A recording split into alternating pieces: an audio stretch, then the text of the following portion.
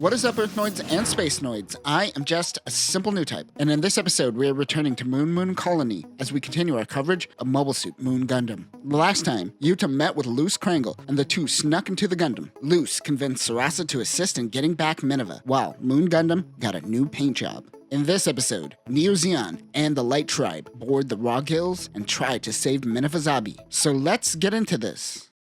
A red alert goes up on the Ra Gills. They're informed of an enemy suit approaching them. There is a lot of debris and they can't get a clear scan, but they know it is a Gundam-type mobile suit. Moon Gundam makes its approach. Yuta requests permission to come aboard pretending to be Amuro Ray. Behind the Gundam psychoplates are the Light Tribe, Zeon, and Saphira, who is a prisoner. Saphira tells Captain Gennaro that using Amuro's name is a bad idea as he is a celebrity. Zeon will ensure that Lando Bell isn't tipped off with the help of Saphira. Renault thinks about a conversation he had with Ra Gill of the People of Arts. He knows that she was in contact with Luce and tells her that she better not be plotting anything while he is gone. Ra Gill calls his bluff and says that if he really cared, he should tell Sarasa about his concerns and that they shouldn't involve themselves in saving a foreign princess. But it appears that Renault will have a lot to lose if this were to happen. Ra Gill realizes that he has feelings for the Moon family. She thinks it is Sarasa, but it is actually Rasara, who is currently dead. Renault draws his sword. Ra Gill says that Moon was always bathed in both the light and the dark, and the darkness dwells deep.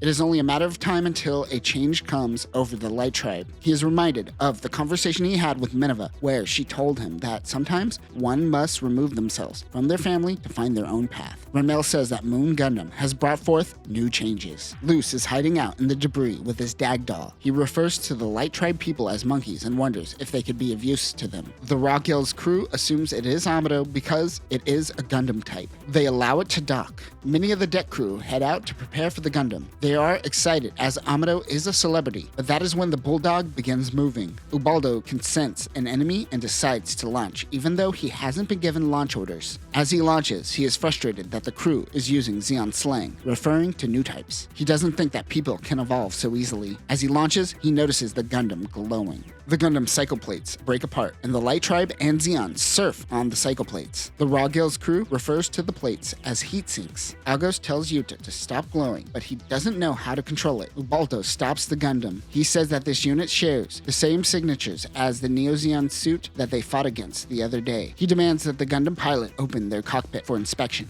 Agos tells them that they have been made, so he needs to shoot, but Yuta doesn't want to and says that it is cowardly. Agos takes control and fires the beam rifle, but it misses Ubaldo's Bulldog. The two engage in battle. Saphira suggests that they give up as Gennaro drags her along as they surf the psychoplates. Luce engages as well. Gennaro's team jumps off the psychoplates and floats towards the Ra Gills. This allows Yuta to use the plates. Ubaldo thinks that the psychoplates are funnels. Yuta can sense that Ubaldo is mad. He hates Zeon. It seems he is taking out his anger for new types on Yuta. Ubaldo fires a wired net trapping some of the psychoplates. Yuta is having a new type headgasm and is struggling. Agos tells him to get a hold of himself. Ubaldo notices that the mobile suit is starting to become sluggish. Ubaldo is backing the Gundam into a corner. Wait, how do you back someone into a corner in space? All the while, Gennaro's team sneaks on board. They find a vent and break in. The battle continues on. The Bulldog does some damage to the Gundam. Agos switches places with him. During this fight, Ubaldo is yelling about his hatred for new types. Yuta is able to sense this and tries to reason with the thoughts in his head. He says he isn't the monster he thinks he is. He says that he has the wrong guy, but Agos tells him to get a hold of himself and to recognize that he is using a weapon during wartime. The enemy doesn't care about your reason. They are ordered to kill. He doesn't want to kill. He just wants to save Minerva. The Bulldog goes in for an attack, but Yuta uses the butterfly edge to cut through the spider webs. The psychoplates are free. Yuta now has the upper hand. He uses the psychoplates to tear through the Bulldog.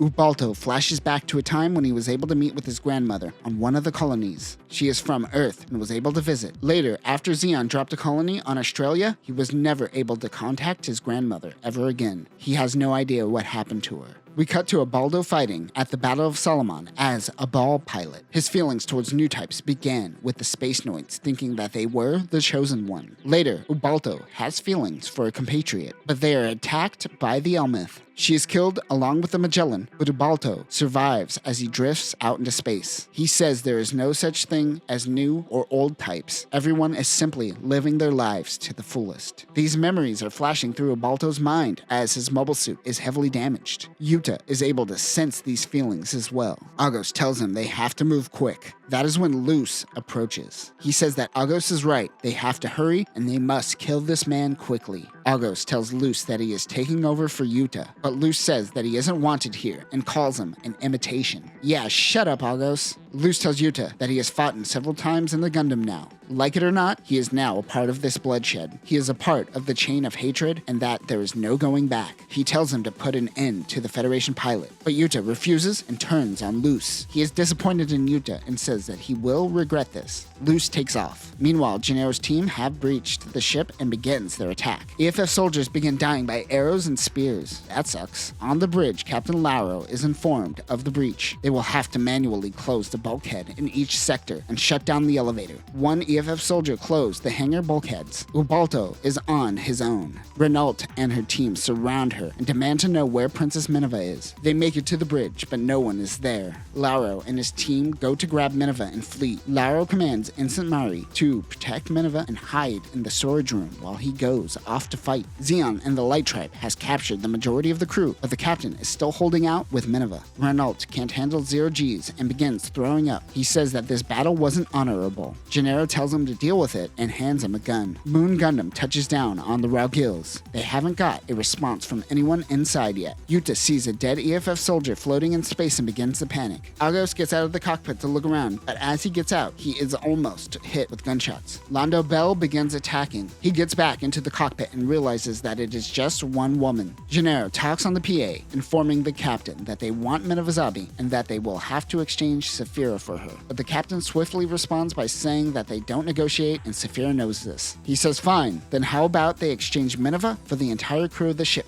If they don't hand her over, they will use G3 plus gas on the entire crew. During the Grips conflict, we saw the Titans use G3 gas on the colonies. This was a nerve agent that killed people swiftly. G3 plus has corrosive properties that eats through normal suits and paralyzes all organs on contact, suffocating and killing you even quicker. Side note, but how does something eat through a normal suit but not the flesh of a human? I'll just ignore that. Lauro thinks that Gennaro is bluffing, but she says that she is willing to kill Minerva to prevent her from getting into the hands of EFF. Yuta tells Agos he has to be bluffing. He wasn't informed of using it, but it certainly does exist. They have access to it. Since this crew carries a Zabi family member, their motto is, live without the shame of being taken captive, and they are taking that motto seriously. Ensign Mari, who is watching over Minerva, overhears the use of gas, and Minerva stoically says, live without the shame of being taken captive. Mari shakes Minerva and says, you're a child, why are you acting like this? You're so creepy. She tries to appeal to her humanity, but that is when Salon comes in and tases Mari. Salon is with Luz, who is there to take her back to Zeon. As the random EFF soldier fires on Moon Gundam, Yuta jumps out and heads towards the ship. Ubalto's dog is on the deck and he is most likely bleeding out. Luz tells Minerva that they should have met earlier, but she took a detour. He could sense that she thought that it would be Char who came for her. Gennaro gives Lauro 10 minutes to hand over Minerva. She says that she is being theatrical, but Renault finds her tactics to be cruel. That is when Yuta comes rushing in, demanding to know if Gennaro is serious about the gas. Renault holds him back and tells him that he is acting like a child and that this is simply a part of war. Yuta grabs Renault and tells him that this isn't their war. Luz tells Minerva that he was also born to inherit Zeon, but he says not like the Toto family, referring to Glimmy. Remember, Haman treated the first Neo-Zeon war more like the Crusades, where her knights were on a mission to spread the ideals of Spacenoids and new types. He isn't into that, but he says that he needs better branding, and Minerva can help with that. She gives him a stoic stare. Luz says that it seems someone got to her first. Suddenly, the alarms go off again. The Ra Gills gets a message. It is the commander of the Razaim, Amuro Ray. He is in his rig DJ and has 2 Jettas with him. Amuro keeps hailing the Ra Gills, but Gennaro says that she will release the gas if they respond. They have 5 minutes until Gennaro releases the gas. Yuta has 5 minutes to save Minerva. He has to get back into the Gundam.